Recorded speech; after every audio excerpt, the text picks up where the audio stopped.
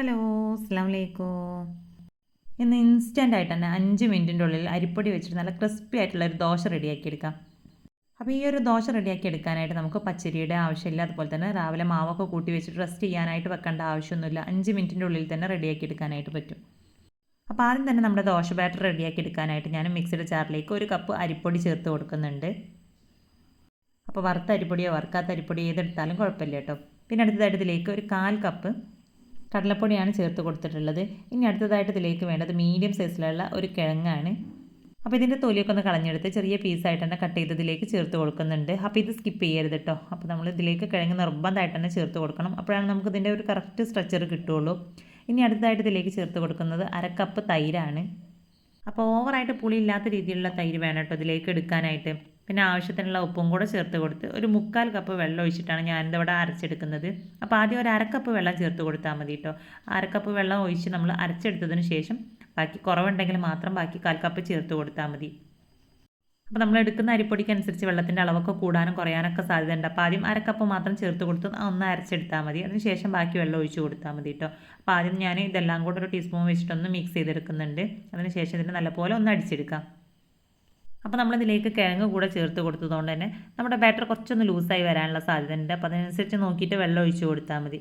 അപ്പോൾ അതാ ഒരുപാട് ലൂസാവാത്ത രീതിയിലാണ് ഇപ്പോൾ നമ്മുടെ ബാറ്റർ ഇവിടെ കിട്ടിയിട്ടുള്ളത്. അപ്പോൾ ഇതിനൊരു ബൗളിലേക്ക് മാറ്റി കൊടുത്തതിന് ശേഷം അടുത്തതായിട്ട് ഇനി ഇതിലേക്ക് ഞാൻ ചേർത്ത് കൊടുക്കുന്നത് 1/4 ടീസ്പൂൺ ബേക്കിംഗ് സോഡയാണ്.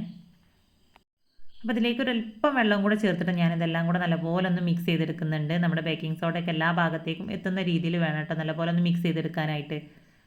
അപ്പോൾ ഇത് പെർമെൻറ്റ് ചെയ്യാനായിട്ടൊന്നും വെക്കുന്നില്ല. നമ്മൾ ഇൻസ്റ്റൻ്റ് ആയിട്ട് തന്നെയാണ് റെഡിയാക്കി എടുക്കുന്നത്. അതുകൊണ്ടാണ് ഈ ഒരു സമയത്ത് ഇതിലേക്ക് ബേക്കിംഗ് സോഡ ചേർത്ത് കൊടുക്കുന്നത്. അപ്പോൾ എല്ലാം കൂടെ നല്ലപോലെ മിക്സ് ചെയ്തെടുത്തതിന് ശേഷം ചൂടായ പാനിലേക്ക് നമ്മൾ ഇതിനെ ചുട്ടെടുക്കാം. ഇനി നമ്മൾ സാധാരണ ദോശ റെഡിയാക്കി എടുക്കുന്നത് സെയിം രീതിയിൽ തന്നെയാണ് കേട്ടോ ഇതും റെഡിയാക്കി എടുക്കുന്നത്.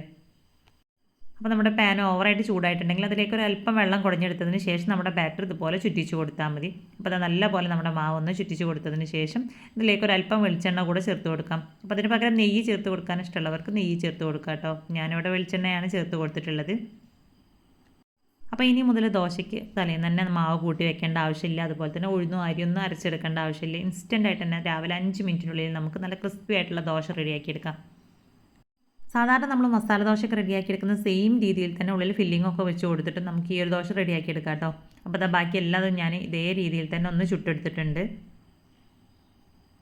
അപ്പോൾ വളരെ സിമ്പിളാണ് ഇത് റെഡിയാക്കി എടുക്കാനായിട്ട്. അരിപ്പൊടി വീട്ടിലുണ്ടെങ്കിൽ ഇനി ഈസി ആയിട്ട് തന്നെ ബ്രേക്ക്ഫാസ്റ്റ് റെഡിയാക്കി എടുക്കാം. അപ്പോൾ ഇതുപോലെ സിമ്പിളായിട്ട് റെഡിയാക്കി എടുക്കാൻ പറ്റുന്ന ഒരുപാട് ബ്രേക്ക്ഫാസ്റ്റ് റെസിപ്പിയും അതുപോലെ തന്നെ സ്നാക്സിൻ്റെ ഒക്കെ വീഡിയോ നമ്മുടെ ചാനലിൽ അപ്ലോഡ് ചെയ്തിട്ടുണ്ട്. അപ്പോൾ കാണാത്തവരുണ്ടെങ്കിൽ ജസ്റ്റ് അതൊക്കെ ഒന്ന് പോയിട്ട് കണ്ടു നോക്കാം കേട്ടോ. അപ്പോൾ ഇതുപോലെ നല്ല ക്രിസ്പി ആയിട്ടാണ് നമ്മുടെ ദോശ കിട്ടിയിട്ടുള്ളത്. ഇനി ഇഷ്ടമുള്ള കറിയുടെ കൂടെ നമുക്കിത് സെർവ് ചെയ്യാവുന്നതാണ്. അപ്പോൾ ഇന്നത്തെ നമ്മുടെ ഈ ഒരു വീഡിയോ ഇഷ്ടമായിട്ടുണ്ടെങ്കിൽ ലൈക്ക് ചെയ്യുക. ഇതുപോലുള്ള സിമ്പിൾ റെസിപ്പീസിനായിട്ട് നമ്മുടെ ചാനൽ സബ്സ്ക്രൈബ് ചെയ്യുക. സബ്സ്ക്രൈബ് ചെയ്യുന്ന സമയത്ത് കൂടെയുള്ള ഒരു ബെല്ലൈക്കൺ കൂടെ എനേബിൾ ചെയ്യുക.